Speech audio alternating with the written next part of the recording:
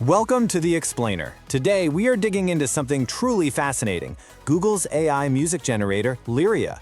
We're going to break down the incredible tech behind it and the huge controversy that's blowing up around it.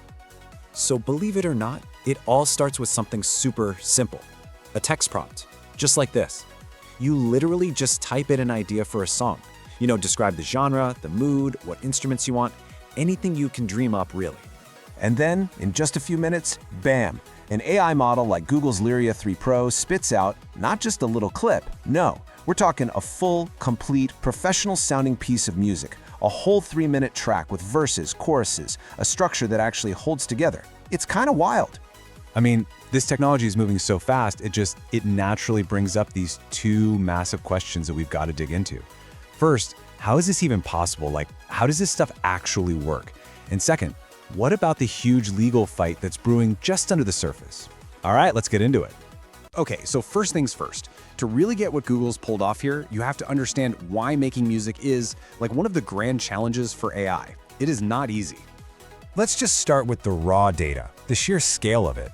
Get this, a single second of stereo audio at the quality Lyria pumps out is made of something like 96,000 individual data points. Now, try to imagine generating millions of those in a sequence that sounds like actual music. It's just a colossal computational problem. But it's not just about the amount of data, right? Music is this layered thing. It has to make sense on every single level, all at the same time. You've got the texture of a single note, what musicians call timbre. Then there's the melody that unfolds over a few seconds. And that has to fit into a verse-chorus structure, which has to build up the song's whole emotional journey. If you mess up any part of that stack, the whole thing just falls apart. It sounds wrong. So the big question is, how did Google crack this nut? How did they solve this incredibly complex problem?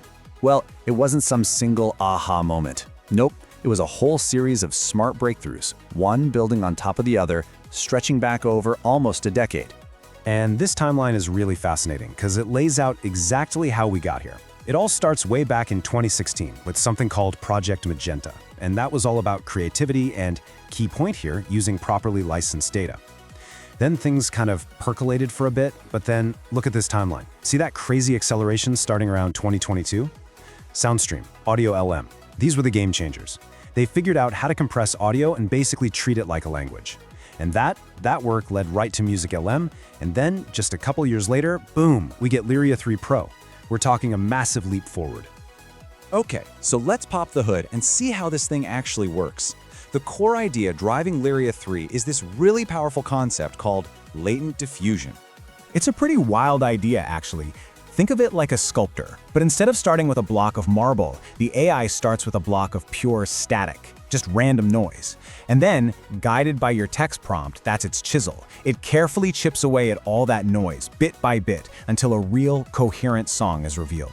And the secret sauce is that it does all this work in a compressed or latent space. That's what makes it so incredibly efficient and fast. Yeah, and this really breaks down that three-step process. Step 1. The system learns how to compress music into a much simpler code. Step 2, it starts with that random noise, and using your prompt as a guide, it shapes that noise into the specific code for the song you want. And then step 3, it decodes that perfected code back into the high-quality stereo audio that you hear. It's just a really smart, elegant way to build something so complex without drowning in raw data. Now, on top of all that, Google also built this really clever system called Synth ID. Think of it like an invisible watermark. It embeds a signature, something you can't hear, right into the audio file itself. And why is that so important? Well, it means every single track Lyria makes can be identified as AI generated. And in today's world, that kind of transparency is a huge deal. But here's where things get complicated. This incredibly powerful technology has kicked off a massive fight over the one thing that makes it all possible, the training data. So in March of 2026, it all boiled over. A group of musicians and songwriters filed a huge lawsuit against Google. And this quote from the lawsuit, man, it cuts right to the chase. They claim Google copied millions of copyrighted sound recordings and used these to train Lyria. Basically, that Google built this amazing thing on the back of their work, without ever asking. And the numbers in this lawsuit are just staggering. It alleges that Lyria's predecessor, MusicLM, was trained on at least 280,000 hours of music. To put that into perspective for you, that is more than 30 years of non-stop audio. And the plaintiffs are saying a whole lot of that was just scraped from YouTube, with no permission and no payment to the artists. So at the end of the day, it really boils down to this core argument. You've got the artists on one side saying, hey, this is just massive copyright infringement, end of story. Then you have Google on the other side saying, nope, we had the rights to use it under our existing agreements, but, and this is a really big but, they haven't actually said publicly which agreements gave them the green light to use all this music for AI training. And you know what makes this whole thing so charged? It's the contrast with Google's own history. Remember Project Magenta, their early AI music project? It was seen as the gold standard for doing this ethically, using licensed data, respecting artists. So for many people, this lawsuit feels like a complete reversal, a huge shift away from that original philosophy. So you've got this huge legal fight happening at the exact same moment. This technology is ready to completely change everything. How music is made, how it's produced, the whole 9 yards. So what's next? Where does this all go from here? Well, on the tech side, the path forward seems pretty clear. We're talking more interactive, more personal, more integrated tools. I mean, imagine AI instruments that run right on your phone, no lag. Or an AI that learns your personal style and becomes a true creative partner. But the biggest change might not be the tech at all. It might be on the business side. Because all this legal pressure, it's forcing the entire industry to figure out what it should have figured out a long time ago. Clear licensing and real ways for artists to get paid when their work helps build these incredible tools.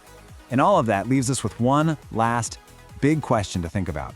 As these tools get more and more powerful and land in the hands of everyone, we're all going to have to wrestle with this. When an AI writes a smash hit song, who's the artist? Who gets the credit? Thanks for joining me for this explainer.